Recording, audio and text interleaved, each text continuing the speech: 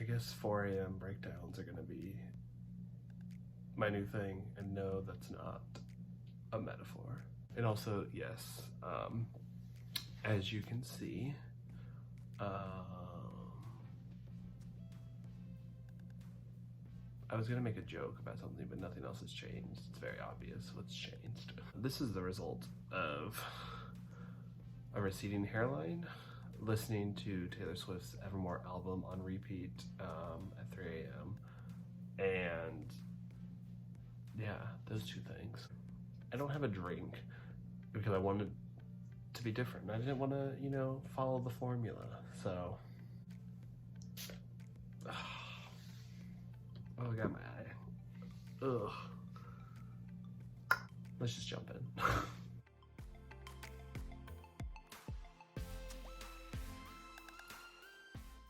Hey guys, welcome back to the Hideaway. You know, it's me, Douglas, and we're being quiet again because it's super early in the morning and I don't want to wake my roommates. But today we're going to be breaking down the 11th entry into the Hideaway, entitled Moonbeam. This was a really fun piece to write because it was definitely a conceptual piece. It's more of like a fictional story. It's not rooted in myself or like personal experiences, so it's fun, kind of like Two Waves was, and it's very heavily influenced by my love of astrology.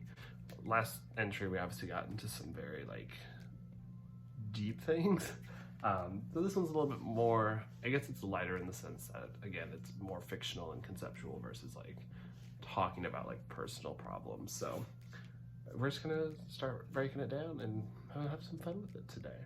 Let's just go. So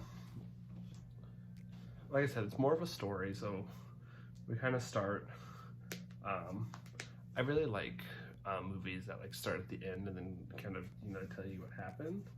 So in my mind, this first section kind of details, you know, where we are at the end, and then it kind of like, well, it's going to detail what kind of happened. So the way I described this specific story was it's kind of like a lost man sort of searching for his purpose, and I got some feedback on the actual poem itself, and it was like, it's really dark, and I'm like, well, you know, life is life and things are dark, so it's fine.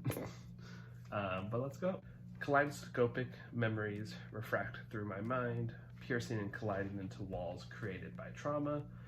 So that's just basically saying that like I'm having a hard time remembering things, and it's all like jarred and like jutted pieces that are kind of like bouncing back and forth, and walls created by trauma. Obviously, like if this person's going through some things and, you know, his memory is kind of askew or like messed up, he's not gonna have the like the most clear thought process. And so I kind of wanted to like work on like the unreliable narrator. So like right away, you know that the story that he's going to tell isn't necessarily 100% the truth. Flashback to when I was at peace, a blank black screen appears, awaiting a millennium for the moment. So that kind of speaks for itself. You know, we're looking back in our, you know, jutted memories, we're trying to find a moment where we were at peace and there's nothing, it's just a blank screen. And you know, we're waiting for this moment as we're going back and looking through these memories. We're just waiting forever to find that moment, and you can't because there wasn't one. We wait in pregnant pauses and anxious anticipation. And so now it's kind of like, now that we know what we're dealing with distorted memories, there was no peace, so now we're waiting. There's pauses and there's moments where we're like, what's he gonna say? What's gonna happen? What story is he going to tell? And so this next question really sets forward the story that we're telling. Who is this figure in the moonlight, casting intention spells into the void, trying to make a better world? So I'm really into kind of like witchier stuff. I have crystals, looked up intention spells, tarot cards, those types of things. I'm very fascinated by those, and have, you know, tried to dabble with them. And actually, I think back in August when we had a super moon, I did do an intention spell on the night of the moon, and it was a fun story about that. Like the morning after, they did it at midnight, And I let my candle burn down for an hour with my intentions and my crystals charging. And the next day, I couldn't get out of bed. I felt very emotionally drained. And part of me wants to believe that I put so much of my intention out into the universe that it drained me emotionally and mentally. So that was interesting and fun. Trying to make a better world, this person casting intention spells because he wants to make a better world, but I kind of explained in the beginning that this is a piece about a man searching for his purpose. So if this is part of his purposes, you know, doing these things that he thinks is going to help make the world better, then that's what he's going to do. So we're really trying to set him up to be like a hero, but as you'll find out, he's not really a hero. And it's kind of foreshadowed with the who's this figure in the moonlight. So like we're like, as I guess like the audience is kind of asking this question because we're kind of looking at him as like, he can't remember who he was never at peace. And now we just see him as like this like dark figure in the moonlight. So a little bit of fun foreshadowing for what we're getting into. So the second section really digs deeper into like the astrology stuff that I'm really fascinated by. Your three main signs are your moon, your sun, and your rising. So my sun sign is Cancer, which is interesting because Cancer is obviously a water sign, but Cancer is also controlled by the moon. And my moon is a Pisces, another water sign. And that's where all like your empathy and emotion comes from. Son of the moon and all her empathetic burden, me as a Cancer and also a Pisces moon. Crippling under the pressure his supposed son bestowed upon him. And so this is kind of where the character that I wrote, influenced by my signs obviously, but in this character, he feels burdened by all this emotion that he feels, and he's blaming the moon, and then he feels all this pressure from his sun because that's his main sign. And again, both water signs, and so he's very conflicted emotionally, and he's kind of, you know, blaming the stars in a sense for who he is because, one, it's easier to not take responsibility for yourself, but you hear all these things from astrology where it's like, you know, your emotions come from here, and what you give off to people, what you take from people, like it all comes from this. And so I think this character is really like, because he feels all these ways and he isn't ready to necessarily like look at himself and like, hey, maybe you need to help yourself. He's looking towards other things to like take his anger and his frustrations out on. And it's easy to do that when the root of what you're dealing with is your emotions, and you're like, well, if it's these certain signs and like the moon and like whatever is like controlling those emotions, then it's easy to just say it was them. One of my favorite imageries, the stars are aligning to form a question mark, maybe a shoulder shrug, most likely a middle finger. And so it's kind of like, you know, when you're dealing with your fate, and like if this person's looking to start his journey, he's gonna look towards the stars, but maybe he sees a question mark, but it was probably a shoulder shrug. But because now that he's confused and angry, it's a middle finger, like the stars are making fun of him and pointing him in these directions that are taking him down dark paths. And I just really like that imagery. It's most likely a middle finger because that's the story of my life. The universe is always trying to fuck me over. Not blaming the universe or the stars, I'm just saying. Guiding him into uncertainty with promises of adventure. So again, that goes back to like, he's looking for answers from the stars. And so he's using whatever the stars are forming in front of him to go on these adventures, or these supposed promised adventures. And then these next two lines are kind of more like existential thoughts to like think about. We are all collectively gathered like stardust propelling through an empty space. You know, there's the saying that like, you know, everything is collected of like the same energy, or like stardust, like when stars explode, they give off this energy and they emit it, the atoms, whatever, and they form different lives and different energies. And so it's just kind of like a moment to like sit back and reflect and like, you know, this person's going through all these things, but you know, we're all going through our own thing as well, but we're all still collectively the same at like a base level. Collision and catastrophe merge together, married into a moment in time. And that's kind of like imagery for like the Big Bang and things like that. And you know, that moment in time really did change everything, and one moment can just change everything. So we'll go into our third section, And this is where it gets a little bit darker than what people are kind of telling me. But again, it's like this character's on this journey and he's not getting what he wants from the stars. So now he feels like he has to turn to a new source. And it is fun for me because, again, like, not autobiographical, but it's obviously influenced by like personal things in my life, like my star signs and like that. But I actually did read the Satanic Bible a while ago in college, and a lot of it stuck with me. I don't identify as a Satanist or like things like that, but it was fun to like, you know, take that experience and like put it in a story to give someone else, and like, why would they do these things, and like, why are they doing these things? So it was just interesting and fun, and it's a fun section. So we'll just go into section number 3. Red wine stained my lips and I kissed the devil. And so obviously I liked that imagery of like, you know, dark red lips and you kiss the devil. It's very seductive, it's very sinful. But I like to think back to the first verse where I told you like it's kaleidoscopic memories, like it's all fractured, so he doesn't remember all the details. And so he would be like, oh, it was just wine, I was just drinking wine and flirting with the devil, like that kind of thing. But it was probably like a blood sacrifice, something like that, and so that's why his lips were red. So I thought that was interesting because, again, it's the unreliable narrator telling the story, and so it's very like romantic, but you can kind of pick apart what's really happening just based on that first section. Again, he bit me hard as he penetrated my being to retrieve the soul I promised. So again, he bit me, like as we were kissing, he bit, and that's erotic and like sensual, but like it was a means for him to like take my soul that I promised him. And so it was very like a bittersweet moment.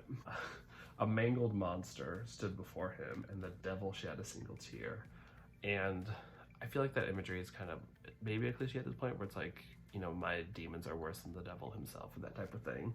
But again, I really wanted to strike home the imagery that like this person, you know, is trying to find his purpose in his journey, but he's so damaged, and he would be so damaged and narcissistic enough to think that his struggles were worse than, you know, the devil himself. And obviously I don't think the devil would cry for anyone really, in like whatever form you think the devil takes place. But again, it just kind of adds to the unreliability in this storytelling. He begged to help me and I just laughed. Now I was free from the emotional weight of life. So again, this character is very much like, I think in like, if the story was real, like the devil would be like, no, I don't want the soul. But he's like, ha, you don't want it because it's too much for you to handle. And he's like, no, dude, like stop. So I think he's like obviously exaggerating things to make the story better in his favor.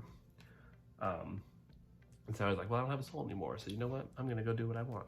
And again, it's like an out, and it's like like using other circumstances or other people to like make excuses for yourself and how you act. So the next part is real fun. So I bought a fiddle and moved to Georgia, searching for a new soul to bestow a different purpose into my existence. So obviously there's that old country song, the devil went down to Georgia, he was looking for a soul of steel. And so again, this character is flipping that narrative where it's like, now that I've beat the devil, I'm gonna go take his job and go find some souls myself. And like he's going on this like dangerous path now because he feels like he's, you know, everyone else is against him. Every option he's tried is against him. So now that he doesn't have his soul, he's just like, I'm gonna do what I want now. I can do what I want, and I'm gonna go be reckless and dangerous.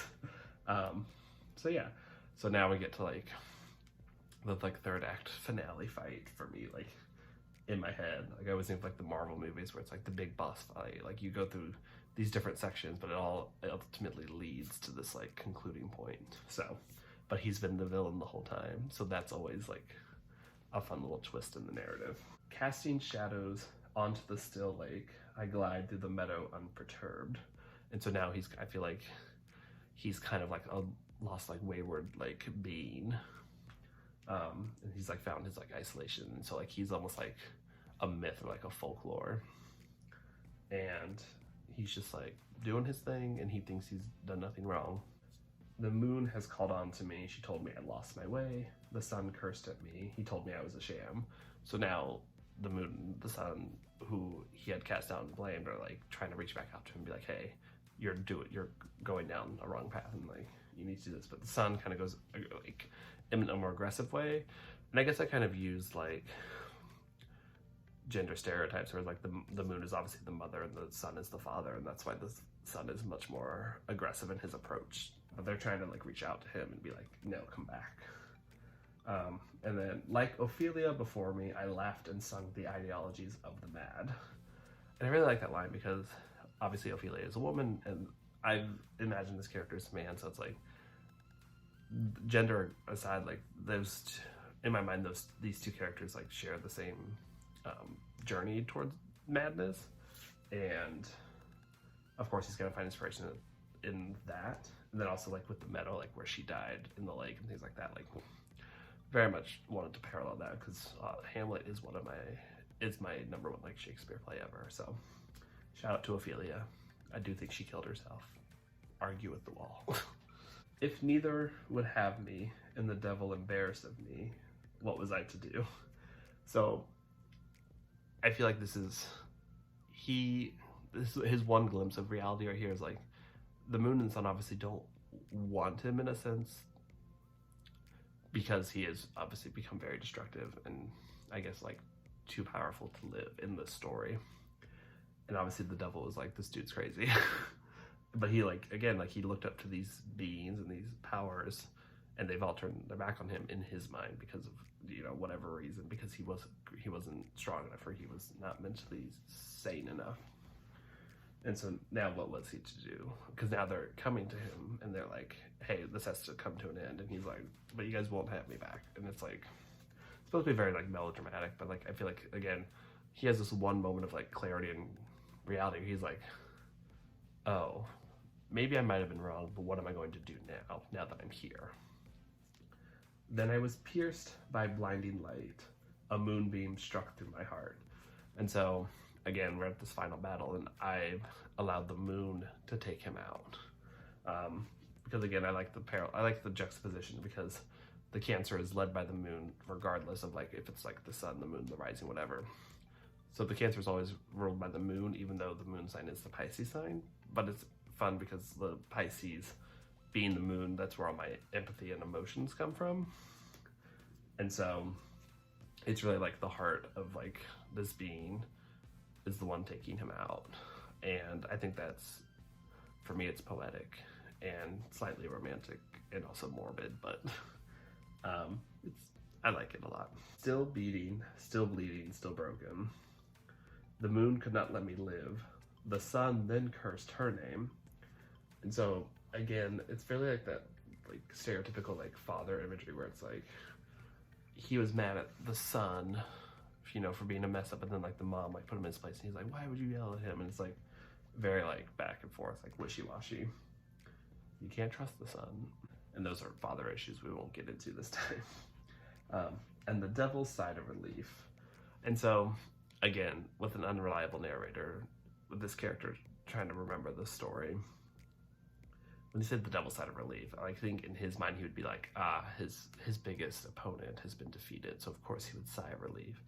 But really, the devil would probably just be like, oh, whatever, another nuisance, like a fly, like we flicked a fly off the earth this time, yay. And then this last part's really nice.